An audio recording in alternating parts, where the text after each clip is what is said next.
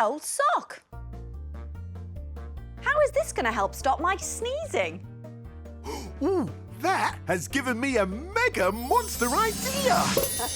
I love socks. They're so soft and they keep your toesies warm. And when you put them in the washing machine, they go whoa, whoa, whoa! And because we have a sock, let's make a fabulous flamingo sock puppet. As well as the sock, we'll need a large recycled paper bag, tissue paper, stickers, wool, card and craft feathers. Let's start with the flamingo sock head. Stick on some card triangles for the beak, like this. Sticky, sticky, sticky! And sticky stickers for eyes.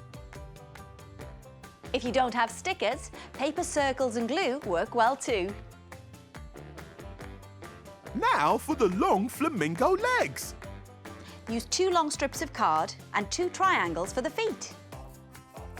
Draw tickly toes on the feet and stick them right there on the end of the legs. Hey, hey, hey, hey! As you can see, this bag is perfect as it's already a fabulous shade of flamingo pink, but you can paint any old paper bag instead. Now, with the grown-up's help, carefully cut a hole in the bottom of the bag. Or, if you're like me, you can use your monster magic. There, one flamingo body ready to decorate. Ooh, I think we need a little help. Ooh. Ooh. It's the tiny helpers. Ooh.